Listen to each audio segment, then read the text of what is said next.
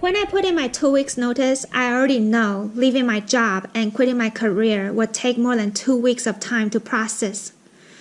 And this process is not going to be a straight line. It is more like a spiral. I'm going to have reoccurring thoughts, regrets that I replay in my head.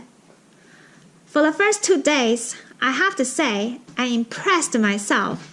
I did not despair or felt the need to rant about my bad luck and all the injustice I experienced in the workplace.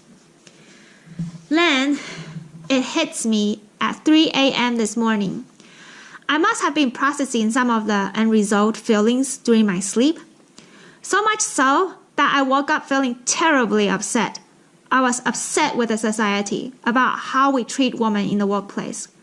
I was upset with the industry about how discriminatory and unfair I was treated as an ESL, even though I am American. I was angry that the same employers are now calling me pretty much as soon as I post my resume online, when in the past, they won't even give me a screening interview. The only thing that I had changed on my resume is my Asian last name. I was also terribly upset with myself about how I was not assertive enough, why I didn't do better.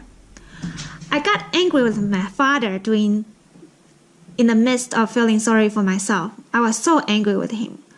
Why did I grow up in a culture where little girls are told to be quiet and not speak her mind?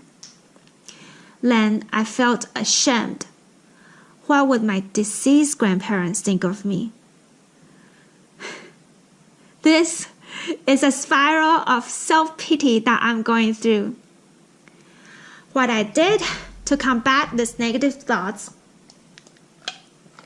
is to get up from bed and make breakfast. I took a nap as soon as my body would allow me to. Then I reached out to my ex-boss, who had been a wonderful mentor to me.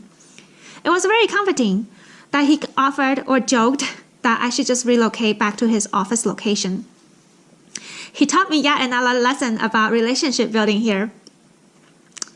Last but not least, to combat feeling of despair, I just did 20 minutes of aerobic exercises.